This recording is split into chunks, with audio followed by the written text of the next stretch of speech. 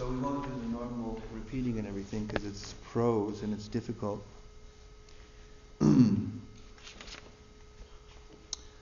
Etavan loka vinyaso manalakshana sangstabhir vichintita kavibi satu pranchashat koti ganitasya bhulo golosya tudiya bhagoyam lokachala. It's as close as I can get. Hare Krishna. Okay, we'll do the word for word together. Etavan, this much. Lokavinyasa, the placing of the different planets. Mana, with measurements. Lakshana, symptoms. Samstabi, as well as with their different situations. Vichintita, established by scientific calculations. Kavibi, by learned scholars. Saha, that. Tu, but.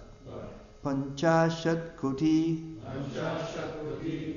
500 million yojans. Ganitasya, which is measured at. Bhugolasya, of the planetary system known as Bhugoloka. Excuse me, let's pronounce that right. Bhugolaka. Turiya bhaga, 1/4. I am this. Loka loka achala, the mountain known as Loka Loka.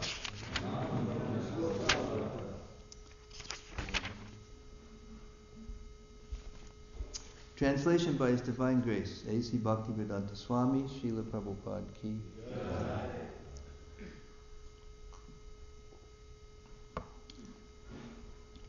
Learned scholars who are free from mistakes, illusions, and propensities to cheat have thus described the planetary systems and their particular symptoms, measurements, and locations. With great deliberation, they have established the truth that the distance between Sumeru and the mountain known as Loka Loka is 1/4 of the diameter of the universe, or in other words, 125 million yojans, 1 billion miles.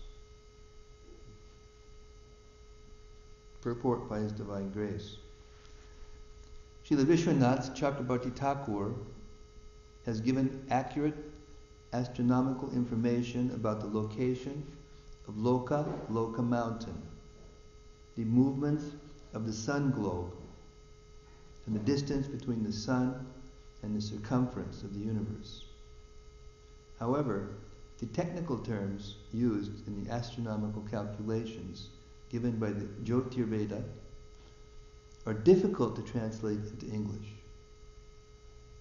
Therefore, to satisfy the reader, we may include the exact Sanskrit statement given by Srila Vishwanath Chakrabarti Thakur, which records exact calculations regarding universal affairs. And then there's a long prose of Sanskrit, which we will not be able to enter at all.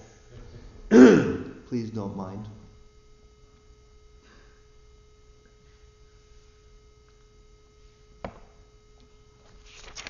Om Jnana Timidandasya Jnananjana Shalakaya Chakshurun Militam Jena Tasmai Shri Gurave Namaha Shri Chaitanya Bano Vishtam Stapitam Jena Bhutale Swayam Rupa Kadamayam Dadhati Sapadantikam.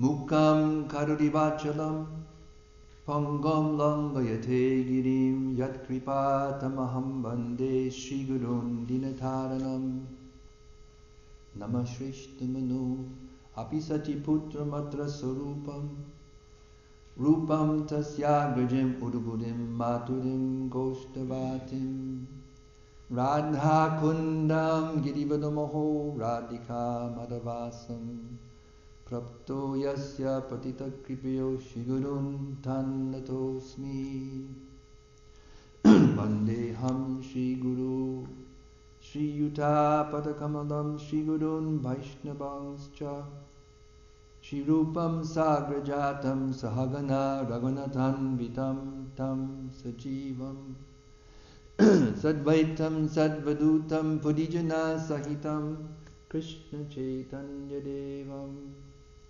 Shri Radha Krishna Padam Sahagana Lalita Shri Vishakhanvitamscha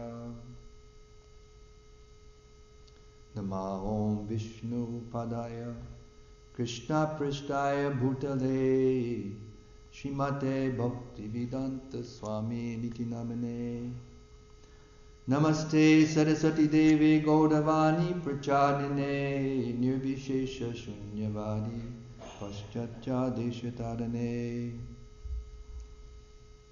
Vanchakalpatarubhyascha Kripa Sindhubhya Evacha Patitanam Pavanebhyo Vaishnavebhyo Namo Namaha Jai Shri Krishna Chaitanya Prabhu Nityananda Shri Advaita Gadadhara Shivasari Gaura Bhakta Vrinda Hare Krishna Krishna Krishna Hare Hare Hare Rama Hare Rama Rama Rama Hare Hare Hantaya Madhavabala Hadidasya Varyo Yad Rama Krishna Charanas Parasha Pramodaha Manam Tanoti Gasahago Ganayostayo Yad Pani Yasuyavasa Kandana Kandamurahai Matsamo Nasti Papatma Napadadi Nakaschana Puri Hare Pilajjame Kim Bruve Purushottama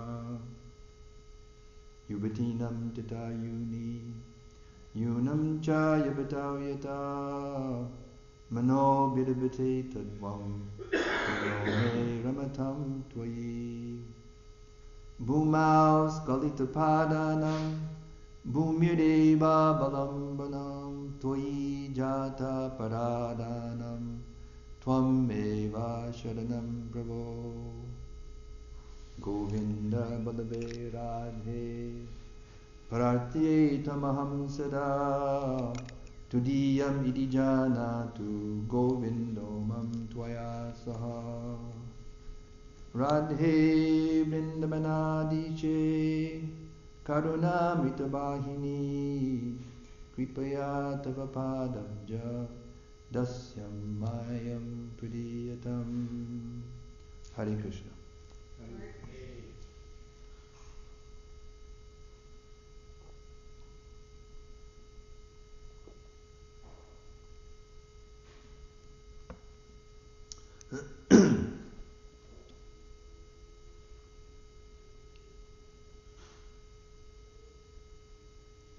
Vedic knowledge is not ordinary knowledge. It isn't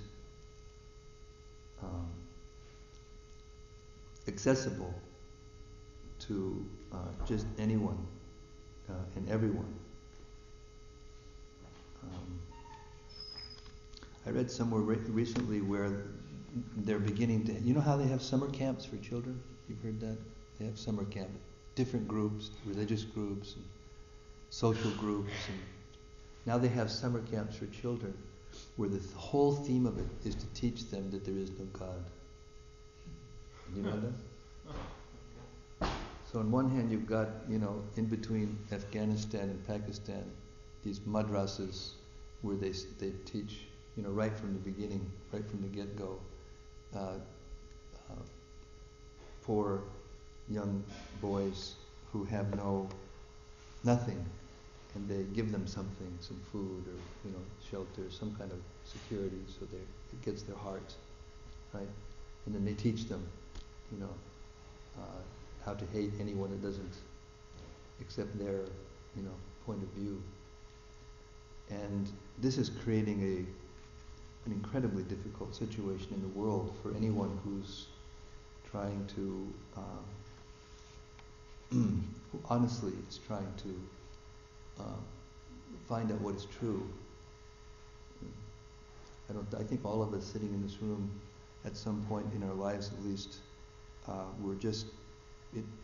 inquisitiveness became to the point where we just had to know, we had to do something about our situation and what we didn't know, and what we thought we knew or whatever. And here in this verse, it's described the qualification for understanding these things. When I say these things, in particular, in this section of the Srimad Bhagavatam, things are described about the structure of the universe that are completely beyond the scope of our measuring devices, our senses, and whatever else, whatever extension of those senses we've been able to devise over the last, who knows how many hundreds of years since scientific technology has gone in the direction it's going. We shouldn't be in the illusion or under the false pretension that we can know these things, and Srila Prabhupada is symbolically leaving this large section of Sanskrit in the purport for a reason. You can't get it just by translating it. You have to get transcendental knowledge and transcendental information through a heart that is sanctified, purified, and liberated.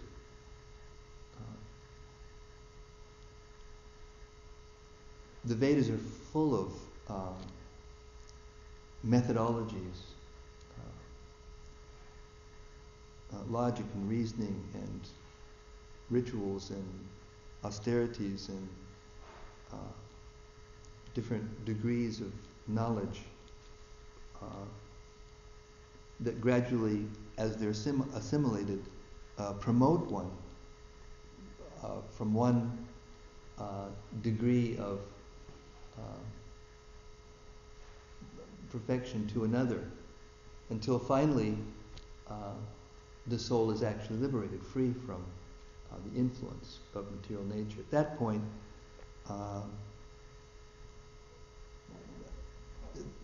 we no longer make mistakes, we're no longer illusion, we no longer have the tendency to pretend that we're something that we're not.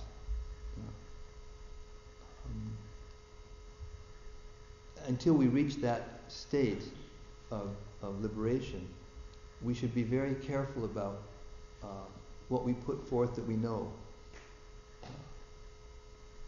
Especially in this section of the Bhagavatam where the structure of the universe is described, and parts of it go completely against what they are teaching in the physics and astronomy and classrooms in the university system in the world. And some of it is, compatible in different ways. Sariputta has brought out one way of looking at the universe that tries to link together, the patterns of the planetary movements and matching them, the actual patterns of the movements as we can see them with our naked eye, and how they match with the descriptions in the Bhagavatam. But they won't be, these things won't be acceptable in the scientific community. We shouldn't think that we can explain these things to them in a way that will be able to surcharge them with faith, by making some kind of innocuous connections between things.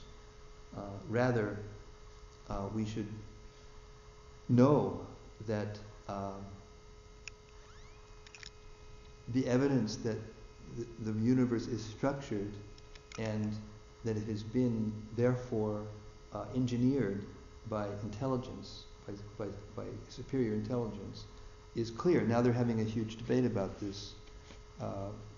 Even the intelligent design theory, which is compatible with what we present, although they don't have the details of it like the Bhagavatam has. But in principle, they have some, ideas which, by logic and reasoning, if you keep following it through, comes to a conclusion that, it couldn't be any other way than organized by an intelligent being. In other words, that there must be God.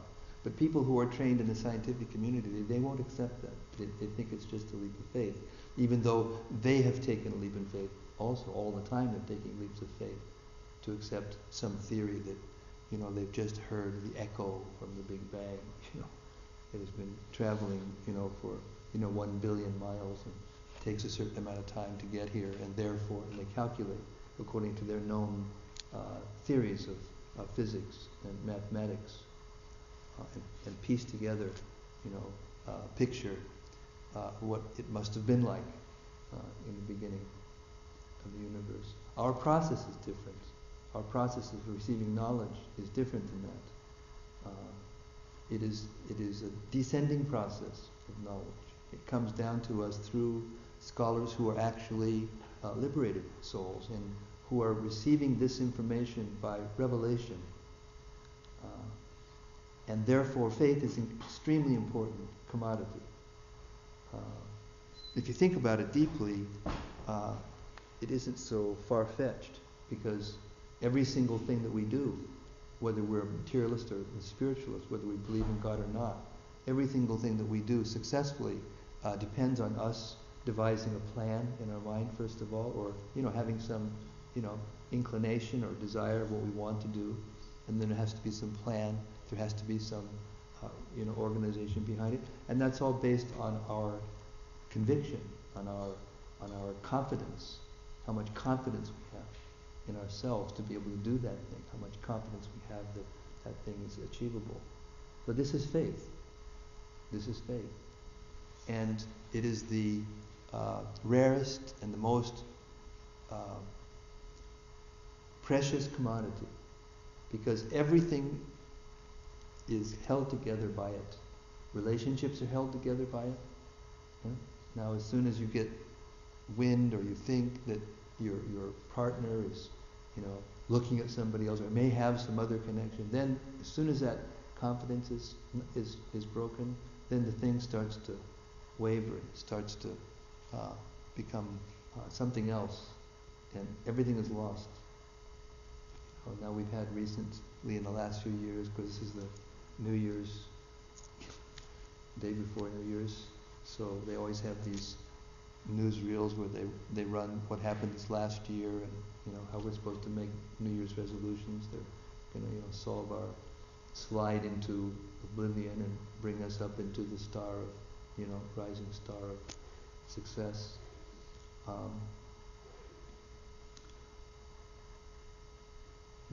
In the last few years, they've been forced to confront the degree of corruption that is there in government, in big business that's promoting all these advancements and standards of living that are supposedly going up for the whole world, but which in fact are going down for most of the people in the world, as they support the very few people who can, who have access to the technologies that are pushing things forward now in the way that they are, and therefore the faith is weakening, head top to bottom, inside and out. The fabric, the very fabric that keeps things vibrant and makes for the soul's perception of reality and happiness and contentment and all the things that we're looking for. It's all based on this principle of faith. when that faith is mixed with something else other than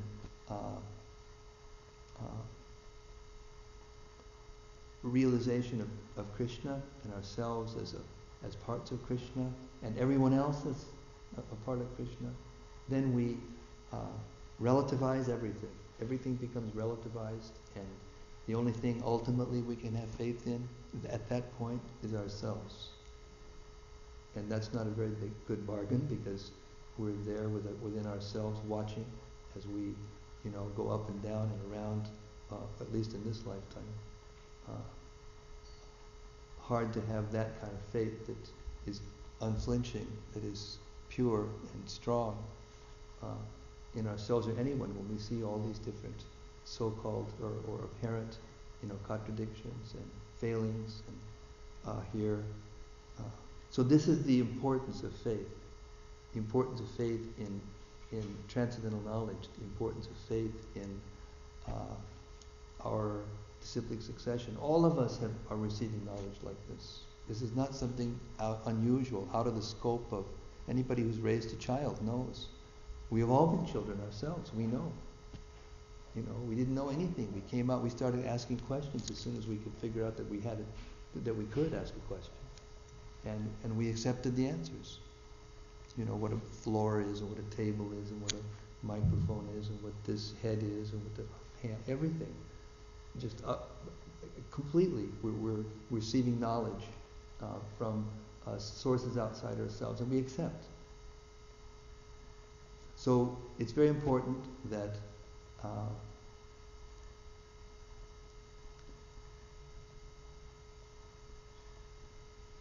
that we stay connected to source of transcendental knowledge that is free from defect, free from illusion, free from cheating, free from all these things. And even if we're not free from those things, if we keep that faith and we keep connected through that relationship of faith and devotion, then our words can have the proper effect.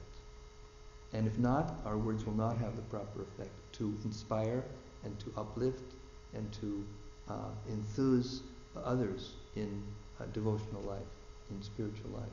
And they will be then forced to go to the Loka Loka, to Sumeru and Loka Loka, and try to figure it out in their own way. Sometimes Srila Prabhupada would chide the disciples who, when he made strong statements about the moon thing, or whether they went there or not. He never really. Sometimes he would say one thing, sometimes he would say another. When every time that they tried to actually pin him down, he always slipped away. They could never pin him down. I remember there was one interview that they did in New York, some reporter for some magazine, and they were trying to get him. It was around the time that the moonwalk, I don't know if it was the moonwalk, but anyway, he was talking about that. And they were trying to pin him down whether actually we did go or whether we could go. And he would sidestep the direct, answer, so as not to cause people to lose their faith in him. So it's not cause them to lose their faith in him. And then he would chide the devotees afterwards when they began to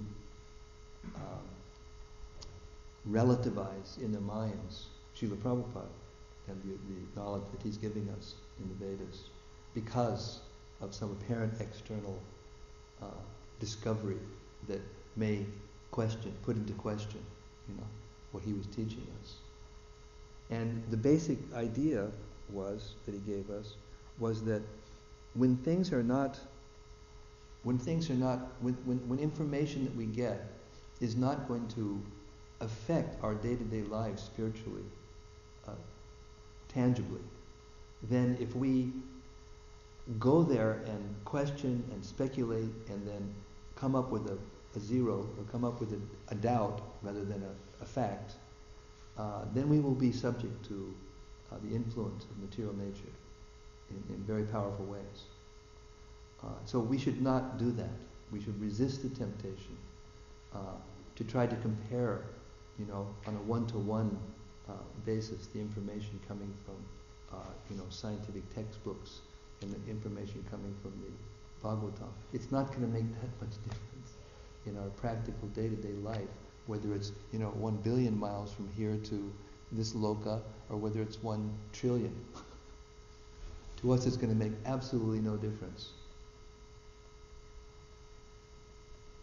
So rather, we should have faith. Actually, we should have faith, and we should hear these things with faith. When Lord Chaitanya was instructing Sanatana Goswami, he defined faith in a very nice way. Transcendental faith, pure faith. The soul has pure faith, original transcendental faith, that is beyond the coverings of the universe and all this structure that we're bewildered about. And that pure faith is the firm conviction.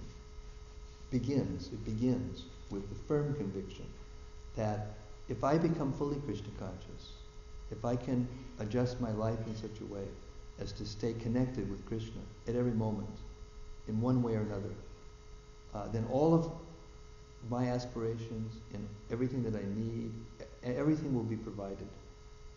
The demigods will be satisfied, my superiors will be satisfied, my inferiors will be satisfied. Everyone will be satisfied if we can achieve that state of consciousness.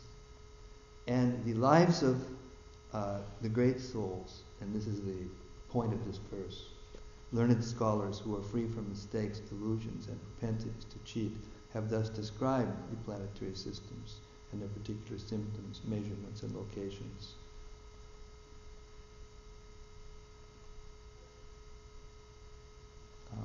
Vishwanath Chakrabarti Thakur is being used as an example in the purport, but there are literally hundreds of great liberated personalities that have lived, perfect lives from our points of view and from the points of view of the Vedas, and come and gone without making mistakes, without trying to cheat, other people, who have transmitted the knowledge without changing it.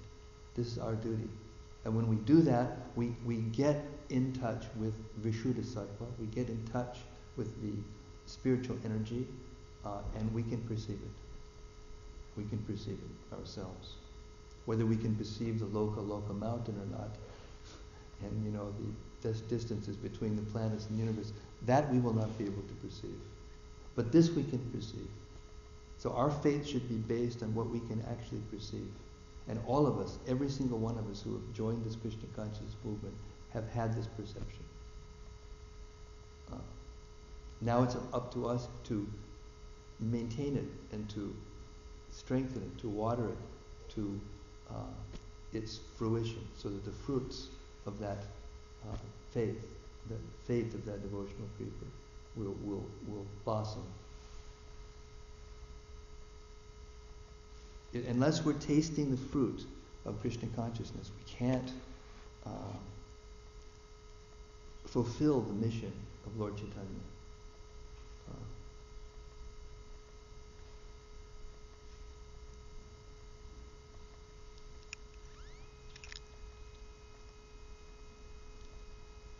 Now we're trying to figure out ways to organize ourselves and to present, this information to a society in which the technological explosion and scientific discoveries have caused revolutionary changes in the way people think and the way people go about things in the world.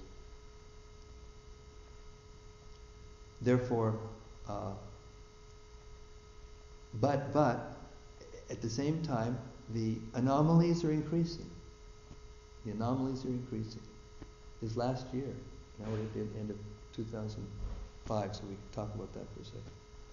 The tsunami, the hurricanes in America, the devastating earthquakes, the fires, it's just coming more and more and more. This is evidence. This is what the Vedas say happens when human society tries to take God out of the picture. And they start having summer camps for kids in which they're teaching them that there is no God. It's what happens in our relationships when that faith in one another as devotees weakens. And all we see is the external thing. And we judge each other by the external thing. And we judge ourselves. And we try to get something for ourselves. We try to get our own security. We try to make arrangements for ourselves. And then we just get separated from Krishna by this mentality, by this material consciousness.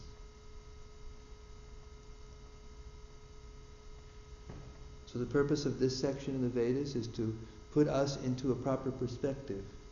It's not to bewilder us into thinking that and comparing and wondering and doubting and speculating. It's to put us into a very clear perspective of who we are in relationship to the universe.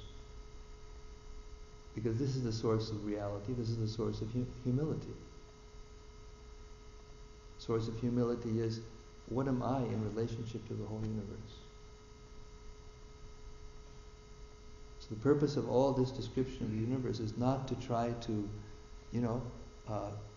pick it apart and figure out what's right about it and what's wrong about it. According to what? According to my, teeny brain, my teeny ability to calculate? Waste of time. Complete waste of time. But it's to see, through the eyes of knowledge, just how great the situation is and how ridiculously tiny and insignificant I am, so that I can become humble. And so that when I chant and when I hear and when I deal with other personalities in the struggle for existence, which all of us are going through, I won't, try to lord it over them. I won't think that, I know better. And if somebody tries to tell me something, I won't just, instinctively, fight back just because I don't want to be controlled by someone else or something. That's not the situation. That's not reality. The reality is that each one of us is being controlled at every second. And we're in a system, a planetary system that is so vast that Prabhupada used to use the example, it's like an ant in the corner of, the Astrodome, with a straw, his side, looking through it, trying to understand the Astrodome by looking at, that much of it at a time. It's like, that's what we're like. That's even an exaggeration. It's worse than that. When you take the actual percentages,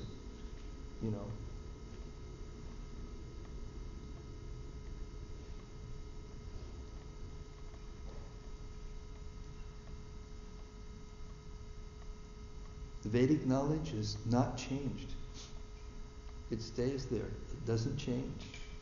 The facts that are being provided to us from the Vedas don't change, and therefore if we link ourselves to them and actually accept them with faith, we become solid. Reliability. The source of faith in our ordinary dealings in our lives is reliability. When you have somebody that's reliable, who says, I'm going to be here at this time, and they're there. I'm going to do this at this time, and they do it regularly over a long period of time. Then that person's reliable, and you get faith. And then what happens with that faith breeds this exchange, this back and forth reciprocal relationship based on faith. That is the actual building block of love, it's underneath it all, it's love. But when it gets mixed with other things, when it gets mixed with our own distress and our own ignorance and our own material desires and our own, aspirations or whatever, then it becomes weakened. But as that faith becomes uncovered, it becomes stronger and stronger and stronger, until finally it becomes unflinching. So we all need to advance in spiritual life to the point we come from the Kanishta stage, the stage where our faith is pliable, and our knowledge is meager, and we are in a precarious position as a result, to the point where our faith is strong and unflinching, and our knowledge is deep, so that that affection and that love, that trust, that basic trust in God in the beginning, and eventually in the personality of Krishna comes out. Then we can stay connected through remembrance and the stages of remembrance. That in the beginning, just you recall something and can keep it in your mind for some moments, and then gradually, by practice and by the mercy of our spiritual masters, the mercy of the devotees, the mercy of the deities, the mercy of the process of devotional service, the mercy of the holy name, we can remember more, constantly. There's different phases of the process of contemplation and meditation on Krishna, to the point where we enter into trance, and we're always thinking of Krishna, and we always seeing everything that we come in contact with and that we do in relationship to Krishna. Then these truths coming from the Vedas about the structure of the universe, which everyone is challenging, the materialistic authorities are challenging and trying to break, our faith in the Vedic conclusion, will not be wavered. It will not waver. Then we can chant with full-hearted enthusiasm, not just from our minds or from our throats, from the heart.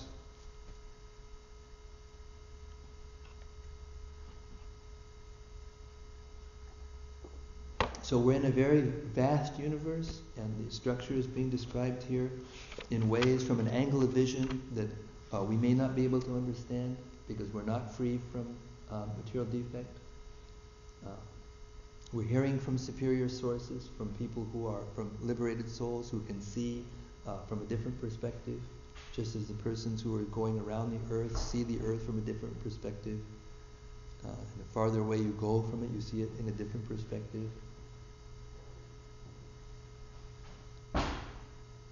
Prabhupada used to make jokes about the first astronauts. They went up and they were looking for their Moscow. Where's my Moscow? Because they were connected. Their faith was connected through their material identity and their material, nationality and their material identification. And that's all they could relate to. So that's the limit of their realization. Here they are above the earth. Where's my Moscow? I can see it there in relationship to the other things. See how... That's what happens when conditioned souls, imperfect souls, see something wonderful.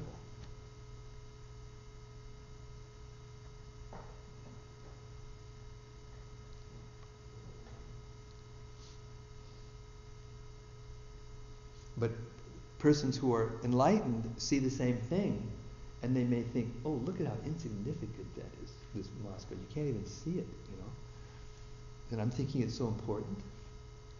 And therefore some of the astronauts, they did have kind of revelations, about the greatness of it all. And they had some kind of, and then they were probably ostracized. And anyway, there's so many books, conspiracy theories and all those things. We're not here to go into those things. Whether they're true or not is irrelevant and hardly worth the effort it takes to breathe, to say it. But the personalities who are giving this information, and where this knowledge leads us to the 10th canto, out of the covered walls of the universe, out of this whole labyrinth of action and reaction and problematic living, through the coverings of the universe to this eternal spiritual world, they are there for us. They are there for us. And not only do the authorities who give the knowledge have conditions upon them to be free from mistakes and illusion and everything, to be able to give proper knowledge, but we as recipients of that knowledge must be in that state to get it. We can't keep ourselves in the darkness of illusion and always be self-centered and wallowing in our own suffering and become, as is so common nowadays, professional victims. Everybody's a victim in this material world. I just read an article in the internet when I was looking at the news that now they're saying that I don't remember how many years, it was not very many years, 5 or 10 years or something like that. Anyway, don't quote me on that because it may be different, but some identifiable length of time, 80% of the population in America will be diagnosed as having mental disease. 80%.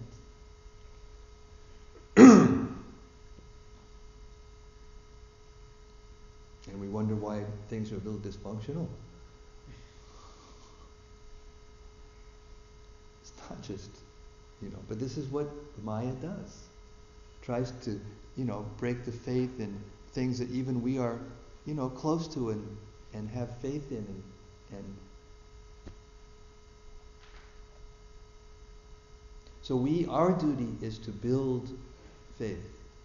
As preachers, our duty is to build faith. And in order to do that, we ourselves have to become faithful, strongly faithful in Krishna consciousness. And the sound vibration that comes from us when we are fixed in devotional service has a different quality. And it can enter the heart of another person and awaken that faith. That's what preaching is. And therefore, as long as we don't have that, it will be difficult for us to preach. Prabhupada came out, his faith was so strong that just by coming out and speaking, he gathered and picked up devotees from all over the world. And he didn't see the effect. He's leaving the Sanskrit in, saying, anyway, the Sanskrit, it's hard to translate. He could translate it. But he wasn't a mundane material scholar in the same way that people are looking to see whether what he translated was correct or not. He didn't care about that very much, frankly. He didn't care about that. I remember when he was translating this in Vrindavan, and there was one Indian bodied devotee who came, his name was Prem something or other.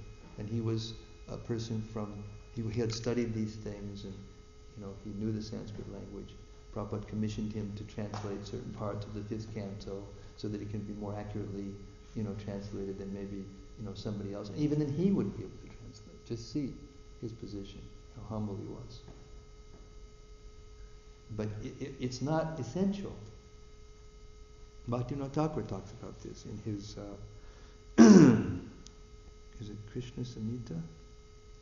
He talks about this, that the subject matter in the Vedas that have to do with the universe, it's possible to see it in different ways. And that shouldn't affect our faith. Even transcendental personalities see things in different ways. They'll see Krishna do something and they'll have a different comment about it than another person, another great liberated soul. Krishna, when Krishna killed the Putana, and he closed his eyes. Remember that part of Krishna book, Bhagavatam, 10th canto? And one Acharya will say, he closed his eyes for this reason, because he didn't want to see the lady, because the first demon he killed was a lady, and that's sinful, and he didn't want to see that, so he just closed his eyes, while he killed her. And anyway, there were different reasons. And we should not allow those kinds of differences to affect our faith, because we will see things differently. Liberated souls will see things differently. Prabhupada said this is the symptom of a living condition.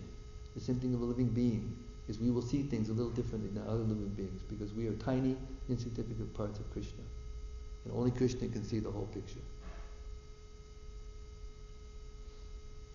Krishna, we have access to that information, and in that way, the spiritual master and advanced devotees have more knowledge and information than ordinary people. Not that they're, omniscient in the same way that Krishna is. No one is. But they have access to the Super Soul. I remember one time Srila Prabhupada somebody asked Srila Prabhupada a question about how he knew, what was happening, and he said, I get a phone call, I get a letter, one of my disciples, senior disciples tells me, so I know what's going on with you, Of course we know that he also exhibited the other side of being able to see things in us that we couldn't even see in ourselves, because spiritually advanced persons can do that. That's with it, because Krishna has that capacity, we have that capacity to a lesser degree, but to some degree. So what it means to be free from mistakes, illusions, propensities, and to cheat, as given in this verse, is not that we become, the knowers of everything. One time there was a person who was trying to catch Prabhupada. He was a newspaper man or something in New York, and he was trying to catch Prabhupada. And it was obviously what he was up to. So he said, so, you are the guru? And Prabhupada said, yes. And he knew exactly. It was like playing with him like a cat plays with a mouse. And he said, so you know everything? And Prabhupada said, yes. So the guy said, how many windows in the Empire State Building? Prabhupada looked at him, didn't hesitate for a second, looked him right in the eyes and said, how many drops of water are there in a mirage? And the person just went, How many drops of water are there in a mirage? What is the importance of a mirage? What's the importance of knowing, how many drops of water in a mirage? How important? In that way he communicated in an extremely expert way to this person that he was an idiot.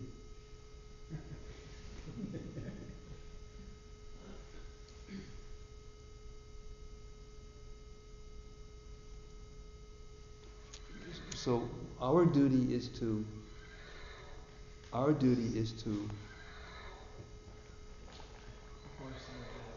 what is it? Cell phone. It's the force. It's trying to get out of the bag and prove me wrong. Oh, don't say it. We're actually